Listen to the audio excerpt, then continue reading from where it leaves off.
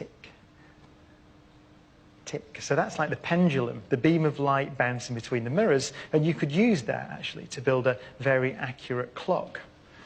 Then Einstein imagined what that clock would look like if it were moving relative to us. So what I'm going to have happen is Jim is going to be moved along the stage, keep moving the clock, and then we can dim the lights and we can see what that looks like from our perspective. We're stationary relative to Jim.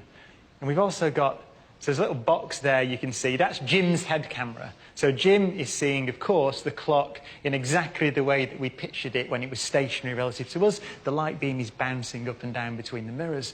But if you look, and we've got a sort of little video effect on there so you can see the trail, you can see that the beam of light that we see is tracing out a triangular pattern across the stage. Beautiful. Thank you. Can I get off now? You can, yes. Thank you, Jim. That's a bit fast. Thank you.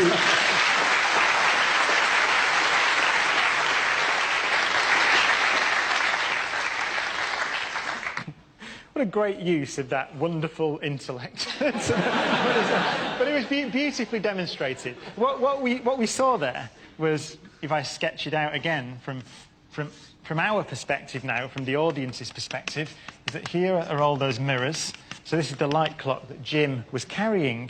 But you saw that from your perspective, watching Jim move, the light took a kind of triangular path as it bounced across the stage between the mirrors.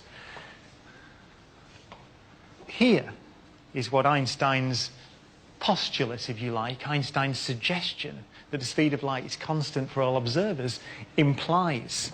See, this path is obviously longer than this path. So, if we all agree on the speed of light, then it is obvious that it must take the light longer to tick for the moving clock than it does for the stationary clock. Moving clocks run slowly. This is true. Time really did pass at a different rate for Jim. It passed at a different rate for him than it did for you in the audience watching Jim move. There's no sleight of hand here. Jim really is a time traveller. Our time is personal to us. This is what Einstein had discovered. There's no such thing as absolute time. Now, why don't we notice this in everyday life? Is because the amount by which time slowed down for Jim was minuscule, because the speed he was travelling was so small compared to the speed of light. But if we'd have sent Jim off in a rocket, would you like that? A rocket, just flying out into space. Let's say that we catapulted Jim off at 99.94% the speed of light for 5 years, according to his watch. Then we tell Jim to turn around and come back. It takes another 5 years to get back to the Earth. So for him, the journey would take 10 years. But for us, with our watches ticking faster than Jim's, 29 years would have passed. Jim would return in 2042, having aged only 10 years. It's a real effect. He'd be a time traveller.